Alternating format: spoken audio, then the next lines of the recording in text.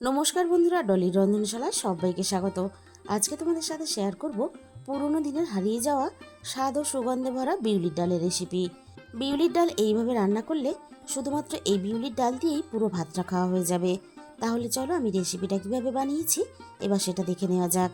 প্রথমে আমি কড়াইটা হালকা একটু গরম করে নিয়ে আন্দাজ মতো কিছুটা বিউলির ডাল দিয়ে দিলাম।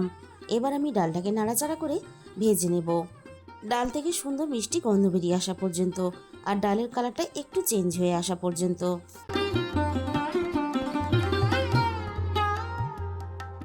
ডালটা হালকা কালার চেঞ্জ হয়ে গেছে আর ডালে থেকে সুন্দর একটা মিষ্টি গন্ধ বেরিয়েছে। এর থেকে বেশি আমি আর ডালটা ভাজবো না। ডালটা আমি কড়াইয়ের মধ্যেই ধুয়ে নেব। এবার আমি ডালটা ধোয়ার জন্য কিছুটা জল দিয়ে দিলাম। 2 থেকে 3 বার আমি জল পাল্টে ডালটা ভালোভাবে ধুয়ে নেব। ডালের এই ঘোলা জলটা যতক্ষণ না পর্যন্ত স্বচ্ছ হয়ে আসে। ডালটা আমি প্রেসার কুকারের মধ্যে সিদ্ধ করব, তার জন্য আমি প্রেসার কুকারের মধ্যে পরিমাণ মতো জল দিয়ে দিলাম। বিউলির ডালের মধ্যে হলুদ দেওয়া হয় না, কিন্তু আমার পরিবারের একটু হলুদ দেওয়া পছন্দ করে, তাই আমি অল্প একটু হলুদ দিয়ে দিলাম। তোমরা যদি পছন্দ করো তাহলে হলুদ দিও, না হলে দিতে লাগবে না। এবার আমি স্বাদ মতো লবণ দিয়ে দিলাম। এবার আমি ধুয়ে রাখা ডালটা দিয়ে দিলাম।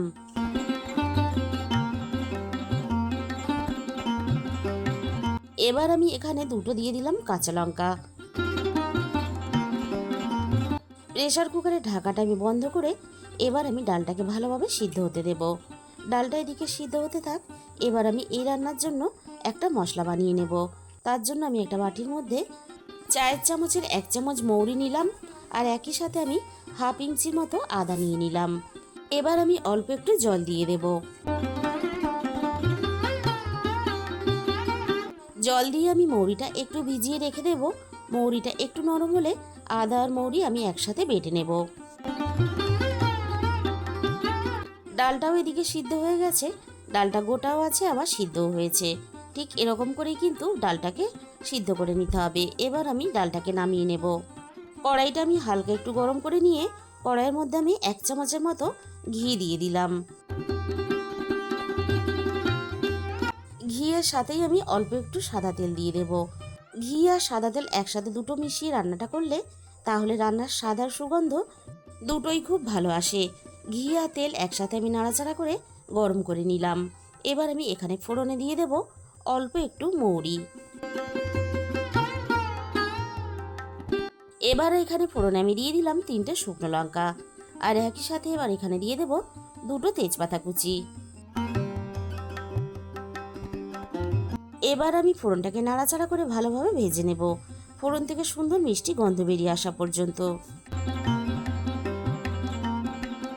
ফোড়ন থেকে সুন্দর মিষ্টি গন্ধ বেরিয়ে আসার সাথে সাথে আমি অল্প একটু দিয়ে দিলাম হিং, আর হিংটা কিন্তু অবশ্যই ব্যবহার করার চেষ্টা করবে। এবার আমি সিদ্ধ করা ডালটাকে দিয়ে দিলাম। ডালের মধ্যে আমি আরও একটু জল দিয়ে দেব। আমি এখানে উষ্ণ গরম জলের ব্যবহার করলাম। উষ্ণ গরম জলটা ব্যবহার করলে তাহলে ডালের স্বাদ আর গন্ধ দুটোই কিন্তু বজায় থাকবে। এবার আমি ডালটা ভালোভাবে রান্না হতে দেব, আর এই সময় আমি দিয়ে দিলাম অল্প একটু স্বাদ মতো চিনি। অল্প একটু স্বাদ মতো চিনি দিলে তাহলে স্বাদের ব্যালেন্সটা ঠিক থাকবে।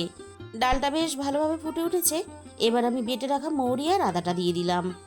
বিউলির ডালের মধ্যে কখনোই কিন্তু আদা আর মৌরি কষিয়ে দেবে না। যখন ডালটা ফুটে উঠবে কাঁচা মৌরি আর আদা বাটা দিলে তাহলে বিউলির ডালের আসল যে স্বাদ আর গন্ধ দুটোই খুব ভালো আসবে। এবার আমি মৌরি আর আদাটাকে নাড়াচাড়া করে ভালোভাবে মিশিয়ে দিলাম। ডালটা আমি ভালোভাবে ফুটিয়ে রান্না করে নিয়েছি। তাহলে বন্ধুরা, আজকের এই রেসিপিটা ভালো লাগলে ভিডিওতে একটা লাইক করে দিও, আর কমেন্টের মাধ্যমে জানিও তোমাদের কেমন লাগলো।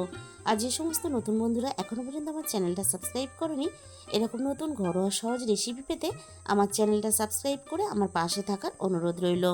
আর তার সাথে সাথে পাশে থাকা বেল আইকনটা ক্লিক করে অল করে দিও, তাহলে আমি যখনই কোনো নতুন রেসিপি আপলোড করব সবার আগে তোমার কাছে পৌঁছে যাবে। আর তোমাদের মূল্যবান সময় দিয়ে আমার এই রেসিপিটা এতক্ষণ সময় ধরে দেখার জন্য তোমাদের সবাইকে অসংখ্য ধন্যবাদ।